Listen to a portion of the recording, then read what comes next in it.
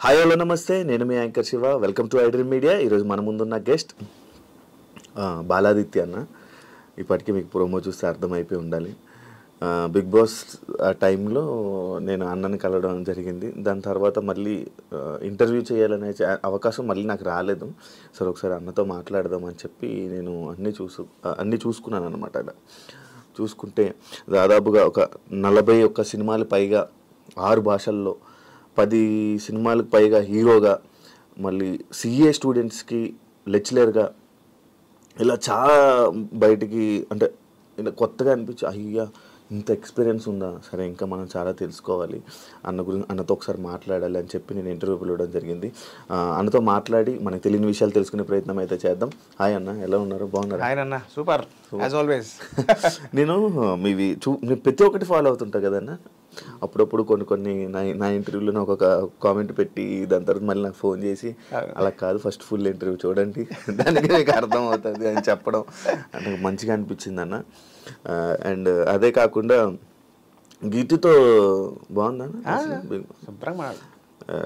హౌస్లోని మీ ఇద్దరికి డిస్కషన్ అయిన తర్వాత బయటకు వచ్చాక మీరు ఆమె ఏదో హాస్పిటల్ ఇష్యూ హెల్ప్ చేసిన తర్వాత తను స్టోరీ పెట్టి అంత జరిగింది ఏంటన్నా కథ? వాళ్ళ నాన్నగారికి అనుకోకుండా మాట్లాడుతున్నప్పుడు వాళ్ళ మదర్ మాట్లాడారు. అమ్మ ఫోన్ చేసి ఇలాగా ఆయనకి బాగాలేదు, ఇలాగ మెడ్రాస్ వెళ్దాం అనుకుంటున్నాం, స్టంట్లు వేయాలన్నారు, చాలా రిస్కీగా ఉంది, చాలా కాస్ట్ చెప్తున్నారు. అదేంటి సరే నాకు అంటే మన జీవితంలో మనకి కొన్ని వరాలు దొరుకుతాయి. ఆ వరాలు ఏంటి అంటే దేవుడు ఇచ్చిన వరాలు ఏదో మ్యాజికల్గా అవి ఉండవు, మనుషుల రూపంలో ఉంటాయి. అలా నా జీవితానికి దొరికిన ఒక వరం ఆదర్శ్ అన్నపరెడ్డి అని ఒక డాక్టర్. ఆయన ఎవరో కాదు, మన సన్షైన్ గురువారెడ్డి గారి అబ్బాయి. అలాగే లిటిల్ సోల్జర్ సినిమాలో నా చెల్లిగా యాక్ట్ చేసిన బన్నీ కావ్య వాళ్ళ సొంత అన్నయ్య. సో తను నాకు చాలా చాలా ఇష్టమైన వ్యక్తి. ఇంకా అసలు అది ఒక వేరే లెవెల్. అది నాకు ఎంత ఇష్టమైన తర్వాత దాదాపు స్పెషల్ ఎపిసోడ్ చేయాలి మనం. సో తన ద్వారా నాకు అక్కడ డాక్టర్స్ చాలామంది కాంటాక్ట్ ఉంటాయి. లేదమ్మా నాకు ఇక్కడ తెలిసిన వాళ్ళు, నా ఫ్రెండ్స్ చాలా మంచి వాళ్ళు, నేను మాట్లాడతానని చెప్పి వాళ్ళతో మాట్లాడితే ఆయన అద్భుతంగా ట్రీట్ చేశారు. వాళ్ళు అనుకున్న దానికన్నా చాలా తక్కువ కాస్ట్లో చాలా సేఫ్గా 2 స్టంట్స్ వేసి ఆయన he's out of danger. So అది నేను చేశాను అనుకుంటుంది, నేను చేసింది డాక్టర్లు చేశారు, ఆదర్శ వల్ల అయింది పని. అది అప్పటికి మీ ఇద్దరికి కొంచెం డిస్కషన్ హౌస్లో అది క్యారీ చేసేవాళ్ళని. దాని తర్వాత మంచిగా అనిపించింది. మంచి సర్కిల్ బాలాదిత్య కానీ బాగా పొగిడిందన్న మీ గురించి. పొగిడిందంట? ఓకే. అవన్నీ హౌస్లో ఉండేవి హౌస్ వర్కే, బయటకు వచ్చాక అయిపోతాయి. కాదండి, బిగ్ బాస్ వల్ల నీకు ఏమైనా ఉపయోగపడిందా? నాకే కాదు ఎవరికి కూడా. బిగ్ బాస్ అనేది ఒక ప్లాట్ఫామ్ ఆఫ్ పాపులారిటీ. అంటే మళ్ళీ మనం ఉన్నాం అనేది మనం తెలియని వాళ్ళందరికీ మళ్ళీ గుర్తొస్తాం. So it's a platform of popularity, it's not a platform of opportunity. Bigg Boss చేయడం వల్ల సింగర్ల పాటలు ఆపర్చునిటీలు వస్తాయి, యాక్టర్లకి వేషాలు వస్తాయి, అలా ఉండదు. మేబీ అప్పటిదాకా పాపులర్ కాని వాళ్ళు మేబీ వాళ్ళకి ఏమన్నా కొత్త వాళ్ళకి రావచ్చు కానీ, బట్ జనరల్గా అంతకుముందు ఆల్రెడీ పాపులర్గా ఉన్న వాళ్ళకి బిగ్ బాస్ వల్ల కొత్తగా ఆపర్చునిటీస్ రావు నాకు తెలిసి. బిగ్ బాస్కి వెళ్ళిన తర్వాత బయటకు వచ్చిన తర్వాత అనవసరంగా వెళ్ళానన్న ఫీల్ ఏమన్నా వచ్చిందన్న నీకు? లేదు, రాలేదండి.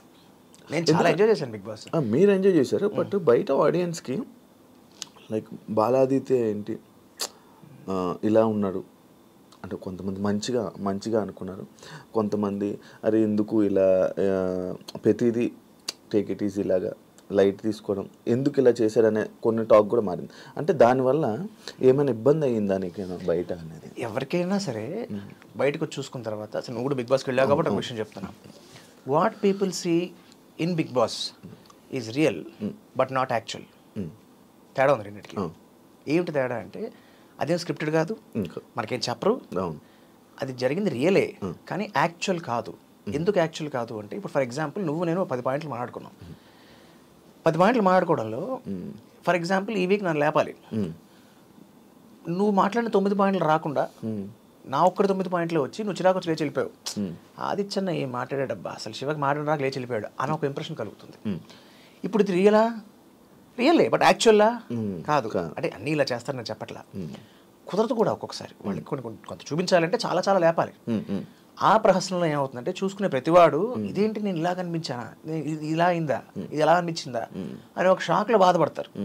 అది కొన్నాళ్ళు ఉంటుంది, అది ఎవరికైనా ఉంటుంది, నేననే కాదు ఎవరికైనా ఆ ఫీలింగ్ కనిపిస్తుంది.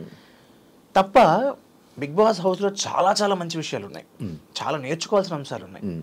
నేనే కదా అగైన్ ఎవరికైనా సరే it all depends on how we take it. ఏ మనిషి కూడా సంపూర్ణంగా మంచివాడు కాదు, సంపూర్ణంగా చెడవాడు కాదు. ప్రతి మనిషి సమయాన్ని బట్టి సందర్భాన్ని బట్టి వాళ్ళ మంచితనం చెడతనం బయటపడుతూ ఉంటుంది. సో నన్ను ఇలా అనుకున్నారు అలా అనుకున్నారు మనం ఒకళ్ళ గురించి అనుకుని ఒపీనియన్స్ ఫామ్ చేసిన వల్ల ఊరిగేది ఏమీ ఉండదు. సో నాకు అందుకనే నేను దానివల్ల పెద్ద ఎఫెక్ట్ అవ్వలేదు.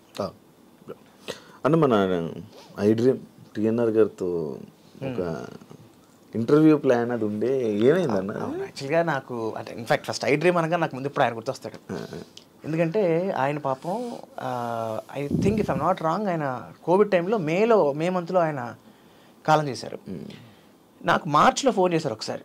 ఫోన్ చేసి ఇలాగ బాలాజీ గారు మీరు చేద్దాం అనుకుంటున్నాం అంటే చాలా సంతోషం సార్ అది పాయింట్స్ మాట్లాడుతూ డిస్కషన్లో తెలిసిన విషయం ఏంటంటే June 13th నేను చెప్పాను ఆయనకి, March 10th నా బర్త్డే అండి, June 13th యాక్టర్గా నా బర్త్డే అండి.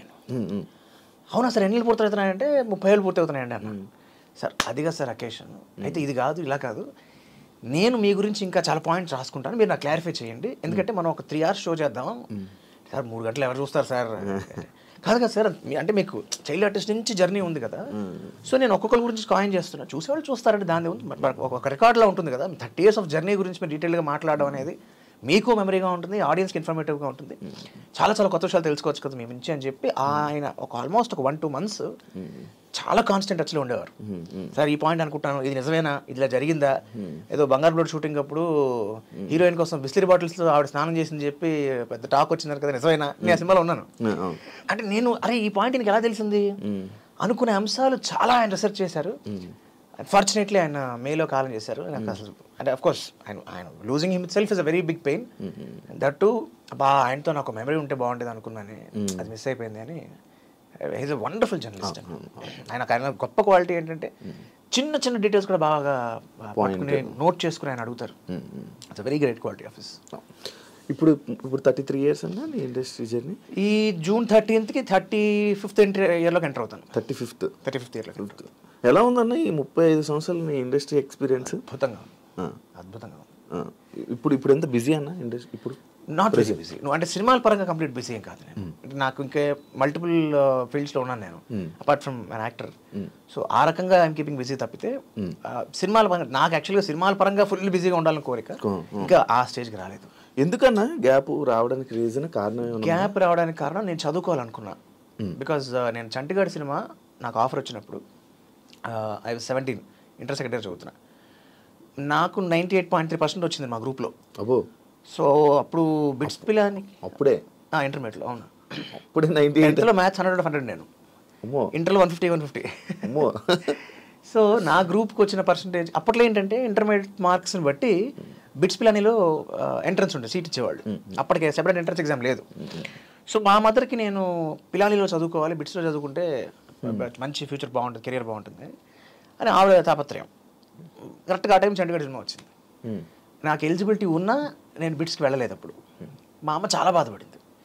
అరే నువ్వు చదువుకోవాలిరా, లైఫ్లో చదువు ఉండాలి, అది చదువు అంటే కేవలం డిగ్రీ కాదు, అదొక కాన్ఫిడెన్స్ ఇస్తుంది మనకి, చాలా విషయాలు తెలుసుకుంటావు, ఆ నాలెడ్జ్ కావాలి, ఆ ఎక్స్పీరియన్స్ రావాలి నీకు, పైగా చైల్డ్హుడ్ నీ 70% ఆఫ్ చైల్డ్హుడ్ నీకు స్కూల్ లేదు అసలు. సో యూ డోంట్ నో అసలు, నీకు అవగాహన కంప్లీట్ లేదు. అట్లీస్ట్ డిగ్రీ వరకైనా ఇంజనీరింగ్ వరకైనా ప్రాపర్గా చదువుకుని తర్వాత కొన్నాళ్ళు ఉద్యోగం చేసి అనుభవం తెచ్చుకుని డబ్బులు సంపాదించుకుని నీకంటే ఒక ధైర్యం తెచ్చుకుని దెన్ బై 25 or 26 అప్పుడు ఎంటర్ అవ్వు. ప్లస్ నీలో కూడా ఒక మ్యాన్లీనెస్ ఉంటుంది. చిన్న కుర్రాడు ఈ టైంలో ఇప్పుడు అబ్బాయి హీరో అంటే నేను అప్పుడు మై ఆన్సర్ వాజ్ రెండు చెప్పాను, అమ్మ నేను చిన్న కుర్రాడు అన్న విషయం నాకు తెలుసు, కానీ ఇప్పుడు చిన్న కుర్రాళ్ళే హీరోగా వచ్చి ట్రెండ్ నడుస్తుంది. అప్పుడు ఆయన మన ఉదయ్ కిరణ్, తర్వాత తరుణ్, ఆయన తారక్ అన్న అప్పుడప్పుడే ఫ్రెష్గా వస్తున్నారు. తనీష్ ఇంకా రాలి అప్పటికి, తనీష్ ఇంకా రాలి. తారక్ అన్న మన అల్లు అర్జున్ ఆయన అప్పుడే లాంచ్ అయ్యారు. సో సేమ్ ఇయర్ ఇన్ఫ్యాక్ట్ 2003 ఆయన కూడా. సో ఇప్పుడు నాకు ఈ ఆపర్చునిటీ వచ్చింది. కొన్నాళ్ళ తర్వాత ఈ ట్రెండ్ ఉంటుందో లేదో, అండ్ ఇక్కడ మనకేమో వెనకాల ఎవరు లేరు మనల్ని పెట్టి సినిమాలు తీయడానికి. So this is the right opportunity నా ఉద్దేశం. రెండో విషయం అంటే నేను ఇప్పుడు చదువుకోవట్లేదని ఫీల్ అవుతున్నాను కదా, at any point of time in my life నేను ఒక ప్రాపర్ క్వాలిఫికేషన్తో నా లైఫ్ నేను ఫుల్ఫిల్ ఇట్, నేను ఇచ్చిన మాట నిలబెట్టుకుంటాను అని చెప్పడం వల్ల నేను 1940లో గ్రామం అనే సినిమాకి నేషనల్ అవార్డు వచ్చింది. నేషనల్ అవార్డు వచ్చింది ఆ సినిమాకి. So then I took break. I thought this is the right time. ఎందుకంటే అప్పటికే 25 ఏళ్ళు దాటిపోయినాయి. 25 దాటలే ఇంకా 20 దాటేసాయి. 2024లో ఉన్నాను అప్పుడు, 2009 అనుకుంటుంది. సో 24. సో ఐ థాట్ ఈ ఏజ్ దాటితే ఇంకా చదవడం కష్టం. చదువు మనకు అంటే అప్పటికే 6 ఏళ్ళు హీరోగా చేసిన వాడిని, అప్పటికే కష్టం, ఇంక ఈ ఏజ్ దాటితే ఇంకా కష్టం అని చెప్పి ఇంకా దెన్ ఐ టుక్ బ్రేక్ తీసుకుని కంపెనీ సెక్రటరీ అనో కోర్స్ చేశాను.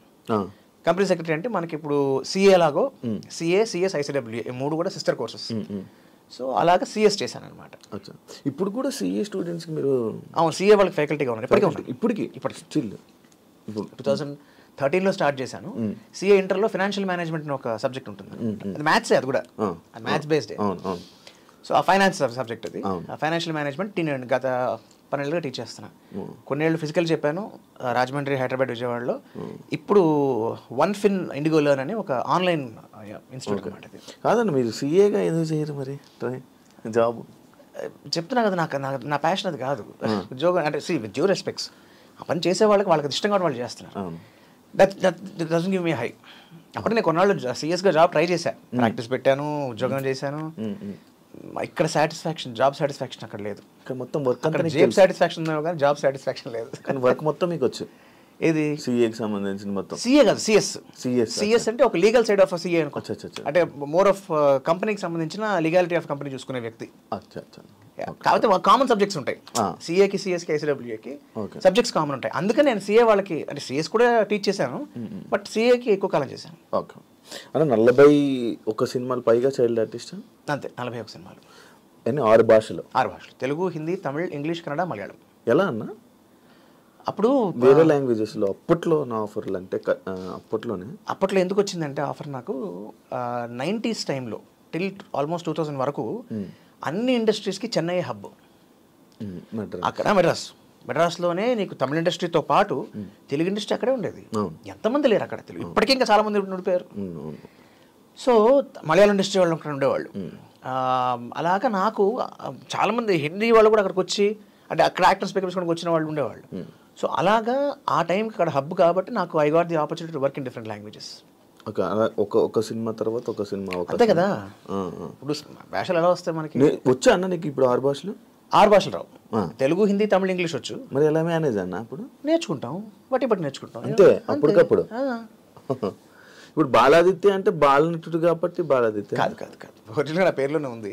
కాకపోతే అది చిన్నప్పుడు మాస్టర్ ఆదిత్య అని పడేది. ఇప్పుడు నన్ను మామూలుగా పిలవడం కూడా అందరూ ఆదిత్య అని పిలుస్తారు ఎక్కువ. ఇండస్ట్రీకి వచ్చినప్పటికి ఏంటంటే నేను వచ్చే టైంకి ఆల్రెడీ ఆదిత్య ఓమన్ ఆయన హీరో ఉన్నారు. ఆయన ఉన్నారు. తర్వాత మన ఆదిపిని శెట్టి అన్నయ్య ఉన్నాడు, మన సాయి కుమార్ గారు అబ్బాయి ఆది ఆయన ఉన్నారు. సో మళ్ళీ చాలా ఆదిత్య కన్ఫ్యూజన్ అయిపోతుంది అని చెప్పి, సరే బాల ఎలాగో ఉంది కదా అని బాల ఆదిత్య అని అప్పుడు దాన్ని అటాచ్ చేసాం. ఒరిజినల్ ఉన్న పేరు రికార్డ్స్ అయితే ఉంది పేరు, కాకపోతే చిన్నప్పుడు ఇప్పుడు వాళ్ళ స్క్రీన్కి కానీ బాల ఆదిత్య అని చెప్పి ఇలా అది కూడా కలిసిపోయింది. బాలనటుడు కాబట్టి బాల అంటే హీరోగా సినిమాలు చేసి హీరో ఎందుకని ఆపేసినావు మళ్ళీ? అలా కంటిన్యూ చేయలేదు అంటే ట్రెండ్ మారుతున్న కొద్ది? అంటే ఇప్పుడు సిఎస్ చదవడం కోసం అని చెప్పి నేను ఒక అది చాలా టఫ్ కోర్స్. దాంట్లో ప్రాబ్లం ఏంటంటే ఒక గ్రూప్లో 4 పేపర్లు ఉంటాయి. ఒక పేపర్ పోయింది అనుకో 4 మళ్ళీ రాయాల్సిందే, మిగతా 3 పాస్ అయినా సరే. సో అలాగా చాలా కష్టం అని చెప్పి నేను కంప్లీట్గా మానుకుని మొత్తం ఇండస్ట్రీకి అసలు నేను సినిమాలు చూడాల. నేను సిఎస్ పాస్ అయ్యే వరకు సినిమాలు చూడడానికి కొంతకాలం చూడలేదు. సిఎస్ ఫైనల్ ఎగ్జామ్స్ అప్పుడు ఆ ప్రిపరేషన్ ఉన్న టైంలో 15 నెలలు నా జీవితంలో నేను సినిమా థియేటర్కి వెళ్ళకుండా ఉండడం అంటే అది నాకే చాలా పెద్ద ఇది. బట్ అది అలా తపస్సులో చదివితే కానీ అవ్వదు. సో అలాగా బ్రేక్ తీసుకున్నాను. ఆ బ్రేక్ అలా ఎక్స్టెండ్ అయిపోయింది. మనకి ఇండస్ట్రీలో ఏంటంటే out of sight is out of mind.